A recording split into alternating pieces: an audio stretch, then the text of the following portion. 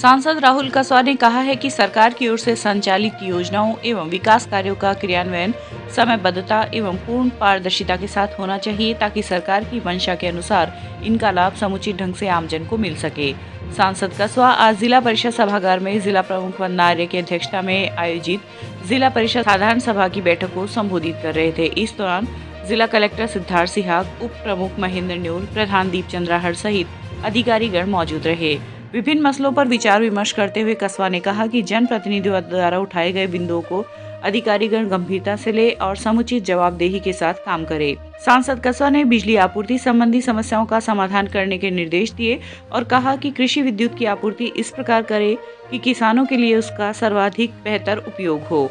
जिला प्रमुख वंदना आर्य ने अधिकारियों से कहा कि वे जनप्रतिनिधियों से समुचित समन्वय रखें और पूरी निष्ठा से कार्य करते हुए सरकार की योजनाओं का लाभ आम जन तक पहुंचाने का काम करें। इस दौरान जिले की स्वास्थ्य सेवाओं, सड़क व आरओबी, आरयूबी निर्माण, प्रधानमंत्री फसल बीमा, पशुपालन, महानरेगा सहित विभिन्न बिंदुओं पर विस्तार से चर्चा की गई और आवश्यक निर्देश दिए गए।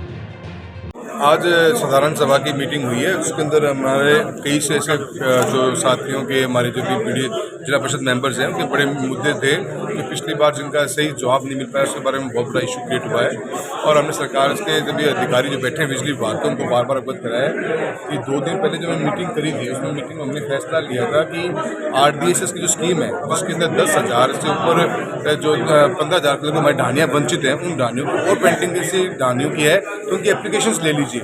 इस मीटिंग के बावजूद भी लोकल जो AEN है तैन देसर के हैं, इरादा देसर में है, वो मना कर रहे हैं किसानों को कि भी एप्लीकेशन हम नहीं लेंगे। तो ऐसी जो अनियमितताएं दिखी हैं उसके ऊपर बिजली विभाग को भी पाबंद किया गया है कि इस योजना का बेहतरीन फ़ायदा लिया जाए। और जल जीवन मिशन का जो प्रोग्राम चल रहा है उस प्रोग्राम के बारे में चर्चा हुई है। कई हमारे जो जिला परिषद सदस्य हैं उनके काफ़ी इश्यूज़ रहे हैं, पानी को लेकर, बिजली की सप्लाई को लेकर बड़ा इशू रहा है, उनसे वो चर्चा हुई है और उम्मीद करते हैं कि उसके ऊपर प्रशासन काम करेगा और सही रूप में इनका मार्गदर्शन मिलकर किसानों की और हमारे जो जनप्रतिनिधियों की आवाज़ सुनी जाएगी। ये तो हमारा जिला परिषद की मीटिंग का इशू रहे हैं। मीटिंग की हमारी टॉप मोस्ट प्रायोरिटी जल जीवन मिशन बिजली विभाग की एक नई योजना जिसके लिए हम 245 करोड़ की सैंक्शन लेके आए हैं चूरू जिले के लिए, उस पर चर्चा की गई है। साथ ही साथ में हमने नगर परिषद जो इतनी हमारी नगर पालिकाएँ हैं उनके अधिकारियों को है कि भारत सरकार ने स्वच्छ भारत मिशन 2 के तहत 1 लाख से कम की पॉपुलेशन जितने भी शहर हैं उनके अंदर स्वच्छता को लेकर, ड्रेनेज को लेकर, नए पार्क बनाने को लेकर प्रस्ताव मांगे हैं ताकि, और हमने कलेक्टर महोदय को कहा कि जल्द से जल्द प्रस्ताव भिजवा दिए जाएं ताकि जो पैसा है उसको हमें मिल सके। हमारी कोशिश अब यही है कि जिले के अंदर डानियों में बैठे हुए व्यक्तियों को लाइट देने का जो प्रोग्राम गवर्नमेंट ऑफ इंडिया दोबारा चला रही है उसका बेहतरीन फ़ायदा मिले। इसके तहत कैंप लगवाए जा रहे हैं और 25-26 तारीख तक सभी लोगों की उम्मीद की जा रही है कि आप अपने एप्लीकेशंस दे दें। मैं आपके मार्फत से भी कहना चाहूँगा अपनी आप एप्लीकेशंस दीजिए जहाँ पे आपको लाइट की डिमांड है। ये एक बहुत महत्वपूर्ण योजना है, दोबारा से अपने को घर घर कनेक्शन करने का मौका मिल रहा है। रेलवे के कर्मचारियों से बात करिए, भारत सरकार द्वारा एक अमृत नया प्रोग्राम चलाया है जिसमें चूरू, सादुलपुर, रतनगढ़, सुजानगढ़ चारों स्टेशन के ऊपर हम 5-5 करोड़ की लागत से स्टेशन को जीर्णोद्धार करेंगे और नया को रेनोवेट करने का प्रोग्राम बना रहे हैं। उसकी भी कमेटी की मीटिंग बुलाने के लिए मैंने रेलवे के अधिकारियों को है कि जल्द मीटिंग कलेक्टर के ऑफिस में हम करें ताकि क्या प्लानिंग से उनको हम सौंदर्यकरण कर सकते हैं और उसका लिए भी हम बातचीत करेंगे। उसके लिए हमने निर्देशित किया है, नेक्स्ट वीक हम उसकी मीटिंग बुलाएंगे। कुल मिला के जो प्रधानमंत्री ग्रामीण सड़क है और भारत सरकार की जितनी भी योजनाएं जिनका काम होता है जिले के अंदर उसकी मीटिंग हुई है और काफ़ी हद तक काम जो प्रॉब्लम्स हैं उसको हमने कलेक्टर महोदय को आइडेंटिफाई किया है। MP लेड फंड की 8-8 महीने से NOCs नहीं आ रही हैं, तो काफ़ी इश्यूज आज रेज किए हैं। उम्मीद करते हैं सरकार इसके ऊपर जागरूक होकर काम करने पर फोकस करेगी। सरदारशहर उपखंड क्षेत्र को जिला मुख्यालय से जोड़ने वाली सरदारशहर चूरू वाया पुलासर सड़क का निर्माण कार्य आज से शुरू कर दिया गया है। अब जल्द ही जिला सड़क के स्वरूप बदलने के आसार हैं। आज विधायक अनिल शर्मा ने सड़क निर्माण के कार्य का शिलान्यास कर नवीनीकरण का कार्य शुरू करवाया। विधायक शर्मा ने कहा कि सड़कों के क्षेत्र में पूरी तहसील व शहर में कहीं पर भी कमी नहीं आएगी। विभाग की ओर से सड़क निर्माण को लेकर वर्क ऑर्डर भी जारी कर दिए गए हैं। कुल 55 किलोमीटर लंबी इस सड़क में 48 किलोमीटर लंबी सड़क लगभग टूट चुकी है जिसे अब नए सिरे से बनाया जाएगा। सरदारशहर से उदासर तक 20 करोड़ की लागत से 20 किलोमीटर व चूरू एक्सियन कार्यालय के तहत चूरू सीमा में 28 करोड़ की लागत से 28 किलोमीटर सड़क का निर्माण करवाया जाएगा। सड़क की चौड़ाई 7 मीटर होगी तथा सड़क के दोनों तरफ 1.5 मीटर चौड़े शोल्डर लगाए जाएंगे।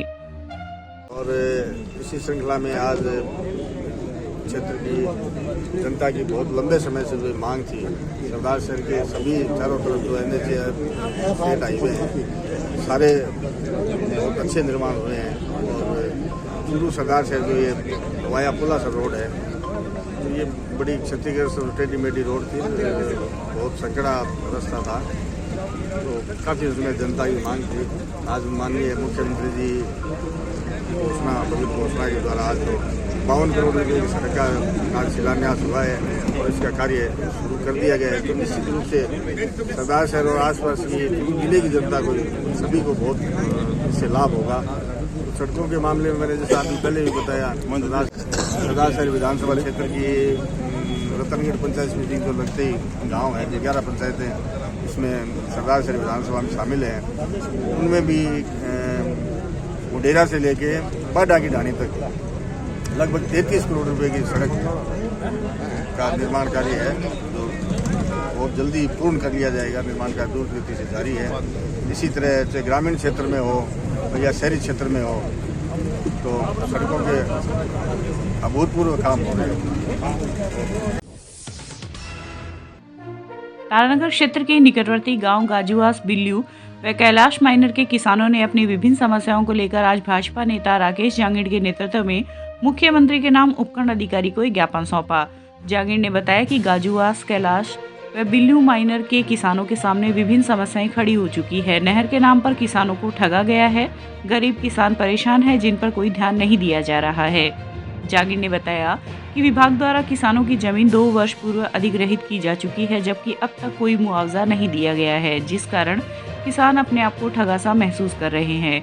गाजूवास माइनर पर 3 गरीब किसानों के आश्रय तोड़ दिए गए हैं, जिनके पास कोई रहने की व्यवस्था नहीं है। इसके अलावा प्रत्येक किसान से 165 फीट जमीन अधिग्रहण की जा रही है और ठेकेदार द्वारा करीब 200 मीटर उपजाऊ मिट्टी खींचकर पूरी जमीन खराब कर दी गई है, जिसके समाधान की मांग ज्ञापन के माध्यम से की गई है। इस मौके पर बूचावास मंडल अध्यक्ष रणजीत सिंह तंवर, किसान मोर्चा जिला उपाध्यक्ष किशन स्वामी, किसान मोर्चा शहर मंडल अध्यक्ष किशन सहारण आदि मौजूद रहे। आज मुख्यमंत्री महोदय के नाम मार्फत SDM साहब के ज्ञापन दिया है। किसानों की मुख्य जो समस्या है, ये जो तीनों माइनर निकले हैं, उनके अंदर करीब 2 साल पहले ज़मीन अधिग्रहण कर ली, 1 रुपया किसानों को दिया नहीं, और जो ज़मीन अधिग्रहण की है वो 165 फीट अधिग्रहण की है। किसानों की मांग है कि जब 45 फीट के अंदर दोनों साइड में पटरा बन रहे हैं और उसके बाद 5-5 फीट और ले लो, कम से कम जो 165 फीट है वो न लेके वो ज़मीन किसानों को दी जाए और 50 फीट ज़मीन अधिग्रहण करके उसका मुआवजा दिया जाए।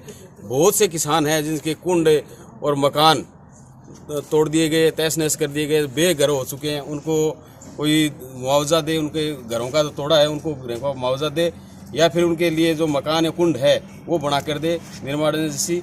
और तीसरा बिंदु है कि जो नहर निर्माण किया गया है उसमें कम से कम 200 मीटर तक ज़मीन जो उपजाऊ मिट्टी थी उसको ख़राब कर दिया गया है। किसान है कि फसल उस ज़मीन पे फसल कम से कम काफ़ी साल तक नहीं उगी, तो उनको भी निर्माण एजेंसी को पाबंद करके उनका भी मुआवजा दिया जाए।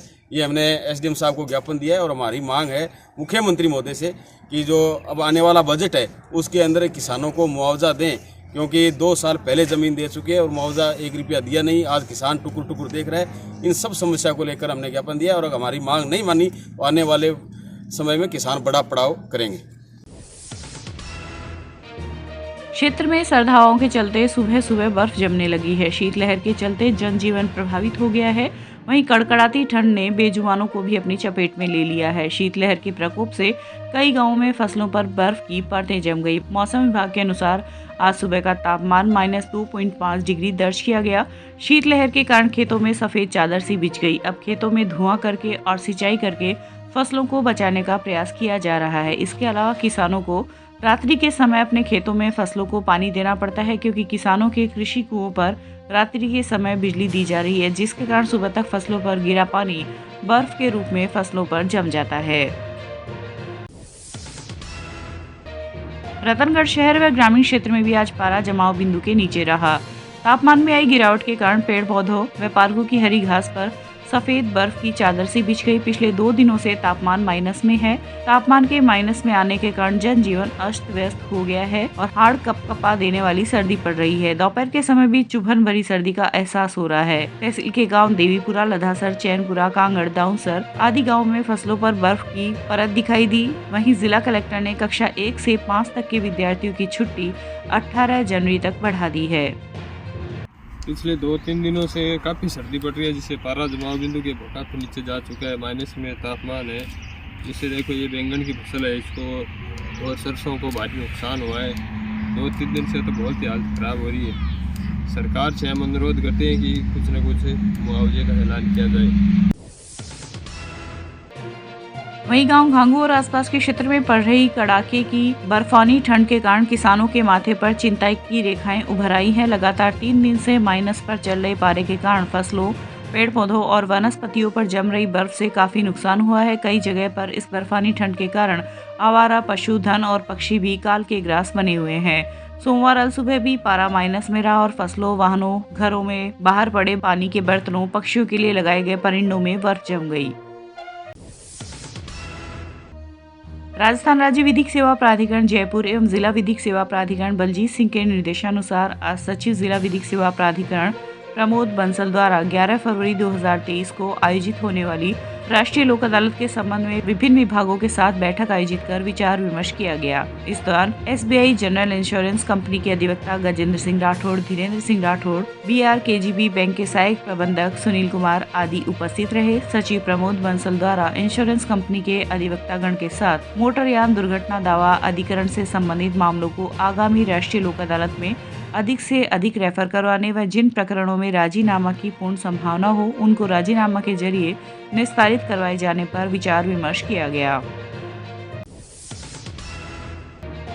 चूरू कलेक्ट्रेट में गिरदावरी करने व किसानों को मुआवजा दिलवाने की मांग को लेकर भाजपा के पदाधिकारियों ने आज जिला कलेक्टर को एक ज्ञापन सौंपा। पूर्व जिला प्रमुख हरलाल सहारण ने बताया कि पिछले 5-6 दिनों से पड़ रही भयानक सर्दी में तापमान 0 डिग्री से नीचे होने के कारण फसल का भारी नुकसान हो गया है, इसलिए जल्द से जल्द गिरदावरी कर उचित मुआवजा दिलवाया जाए। सर्दी व घने कोहरे के कारण तहसील के 50 गांवों में सरसों की फसल नष्ट हो गई है। इस मौके पर पद्म सिंह राठौड़, योगेश तिवारी, सुनील ढाका आदि मौजूद रहे। के कारण लगातार 5-7 दिन रोजाना -, डिग्री के नीचे तापमान रहने से किसान की फसल बर्बाद हो गई। इसलिए लगभग 50 गांव के किसानों के फसल नष्ट होने के कारण हम आज कलेक्टर साहब को, प्रधान जी और मैं सब लोग पार्टी के नेतृत्व में राठौड़ साहब ने कहा, तब मैंने आज ज्ञापन दिया है। हम गांव में गए, कुछ गांव में जाके किसान की फसल देखी, किसान की फसल चौपट हो गई। इसलिए हमने आज कलेक्टर साहब को ज्ञापन दे के ये कहा है कि तुरंत गिरदावरी कराया जाए और किसान को मुआवजा दिया जाए, वरना हम किसान बड़ा आंदोलन करेगा। रतनगढ़ तहसील के गांव नौसरिया स्थित राजकीय उच्च माध्यमिक विद्यालय में आज वार्षिकोत्सव व स्वेटर वितरण कार्यक्रम आयोजित किया गया। मां सरस्वती के चित्र के समक्ष दीप प्रज्वलन के साथ शुरू हुए कार्यक्रम में सरपंच संतोष कंवर, भामाशाह बाबूलाल ओझा, तारामणि ओझा आदि उपस्थित रहे। कार्यक्रम में वरिष्ठ अध्यापक बनवारी लाल जांगिड़ की प्रेरणा से भामाशाह ओझा के आर्थिक सौजन्य से विद्यालय में अध्ययनरत जरूरतमंद 75 विद्यार्थियों को स्वेटर वितरित की गई तथा गत वर्ष उत्कृष्ट परिणाम वाले प्रत्येक कक्षा के विद्यार्थियों को पारितोषिक देकर सम्मानित किया गया। इस अवसर पर भामाशाह ओझा ने कहा कि सेवा सबसे बड़ा धर्म है और इस पुनीत उद्देश्य को लेकर सेवा के विविध प्रकल्पों में निष्काम भाव से कार्य कर रहे हैं। उच्च माध्यमिक विद्यालय नौसरिया में आज वरिष्ठ अध्यापक श्री बनवारी लाल जी की प्रेरणा से विद्यालय में श्री रतनगढ़ के भामाशाह श्री बाबूलाल जी ओझा द्वारा 75 स्वेटर वितरित किए गए। इसके अलावा उपस्थित सभी विद्यार्थियों को भोजन में पकौड़ा व जलेबी परोसे गए।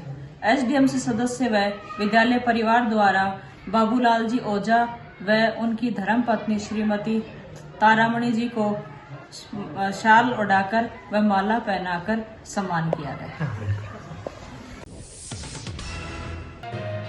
जिला विधिक सेवा प्राधिकरण सचिव प्रमोद बंसल द्वारा आज राजकीय संप्रेषण एवं किशोर गृह का निरीक्षण किया गया। सचिव बंसल ने विधि से संघर्षरत बालकों को दिए जाने वाले भोजन, चिकित्सा, शिक्षा, मनोरंजन, साफ सफाई, सर्दियों के कपड़े, पीने के पानी इत्यादि के बारे में जानकारी लेते हुए आवश्यक निर्देश प्रदान किए। इस दौरान बालकों को उनके लिए बने विशेष कानूनों की जानकारी दी गई। वेतन विसंगति को दूर करने की मांग को लेकर रतनगढ़ जेल प्रहरियों का चल रहा अनशन आज चौथे दिन भी जारी रहा। अनशन के दौरान वार्डन प्रहरी सांवरमल मीणा की अचानक तबीयत बिगड़ गई, जिसे एम्बुलेंस की सहायता से रतनगढ़ जिला अस्पताल में भर्ती करवाया गया, जहां पर उसका उपचार चल रहा है। जेल प्रहरियों ने बताया कि 1998 तक जेल प्रहरियों एवं पुलिस का समान वेतन था, लेकिन उसके बाद जेल के कर्मचारियों का वेतनमान कम कर दिया गया। इस विसंगति को दूर करने के लिए आंदोलन शुरू किया गया है। हम इसलिए अनशन कर रहे हैं 1998 में जब पुलिस और जेल प्रहरी का वेतन समान था और उसके बाद में अलग अलग किया गया, जिसके कारण हम 2017 में समझौता हुआ सरकार के बीच में और उसको लागू नहीं किया गया, जिसके कारण हम सभी प्रहरी, जेल कर्मिक और उप कारापाल सभी अनशन पर बैठे हुए हैं 13 जनवरी से भूख हड़ताल पे। और जब तक भूख हड़ताल करेंगे तब तक सरकार हमारी मांगे पूरी नहीं करेगी, तब तक चाहे हमें कुछ भी करना पड़े। आज सर ये हुआ क्वार्टर गार्ड राइफल संतरी सांवरमल मीणा ड्यूटी के दौरान अचानक तबीयत खराब होने से उसको 108 पे फ़ोन किया गया, उसको राजकीय अस्पताल में भर्ती करवाया गया, उसकी तबीयत खराब है। सड़क सुरक्षा सप्ताह के तहत सादुलपुर अतिरिक्त पुलिस अधीक्षक अशोक कुमार व तारानगर थाना अधिकारी गोविंदराम बिश्नोई ने आज साहवा सर्किल पर दुपहिया वाहन चालकों को माला व हेलमेट पहनाकर यातायात नियमों की पालना करने के निर्देश दिए। पुलिस ने दुपहिया वाहन चालकों को रुकवाकर उन्हें बाइक चलाते समय सदैव हेलमेट पहनने व यातायात नियमों की पालना करने की समझाइश की व जिनके पास हेलमेट नहीं थे उन्हें निःशुल्क हेलमेट पहनाया। इस दौरान सहायक उप निरीक्षक सुमेर सिंह मीणा, यातायात प्रभारी जयप्रकाश, हेड कांस्टेबल हुक्माराम आदि मौजूद रहे। ये क्या प्रोग्राम था, किस तरह का प्रोग्राम था आपकी इसके पीछे? आज तारानगर थाना इलाके के आज ये तारानगर थाना इलाके में सावा सर्किल पर सड़क सुरक्षा सप्ताह के तहत बिना हेलमेट के चलने वाले दुपहिया वाहनों के लिए हमने हेलमेट वितरण फ्री इनको वितरण करने का कार्यक्रम रखा था और उनको आज हमने समझाइश करके जो दुपहिया वाहन के चालक थे इनको समझाइश करके और हेलमेट पहनने की हिदायतें की गई और इनको फ्री हेलमेट दिए गए और इनकी सुरक्षा के लिए हमने इनको पूर्णतः हिदायत की गई।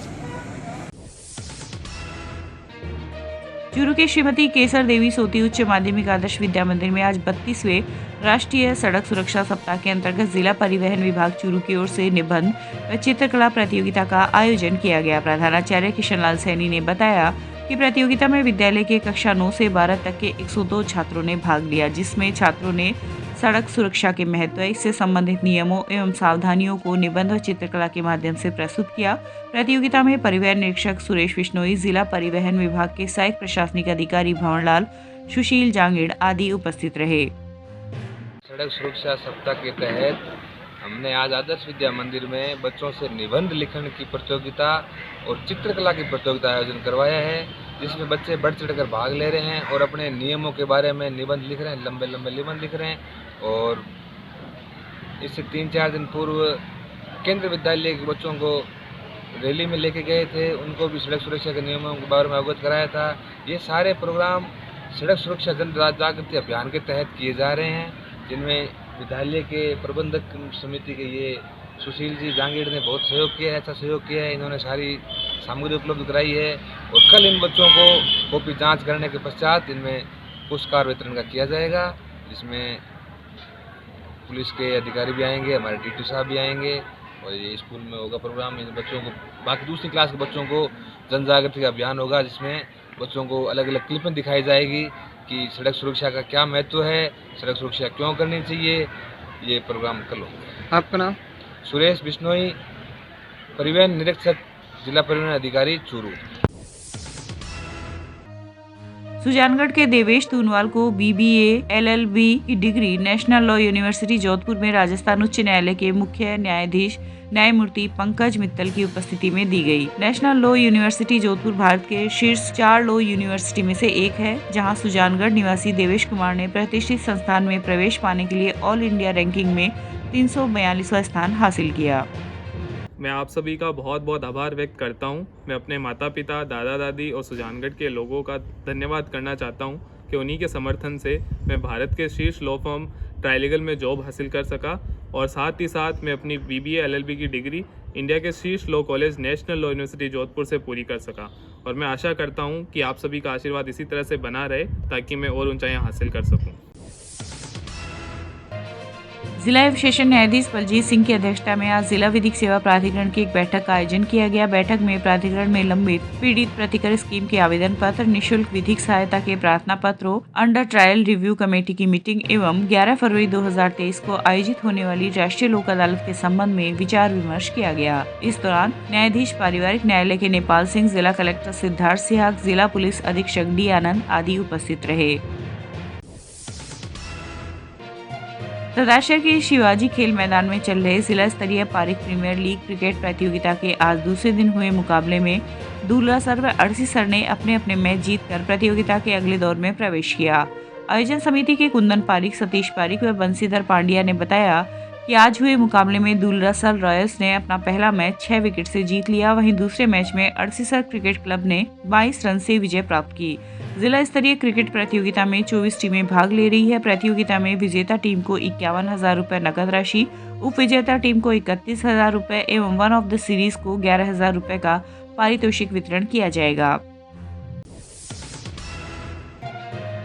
अखिल भारत हिंदू युवा मोर्चा के राष्ट्रीय अध्यक्ष शिव ओम मिश्रा के निर्देशानुसार मोर्चा के राष्ट्रीय उपाध्यक्ष विनोद प्रजापति ने आज मदन लाल स्वामी को रतनगढ़ तहसील के महासचिव पद पर नियुक्त किया है।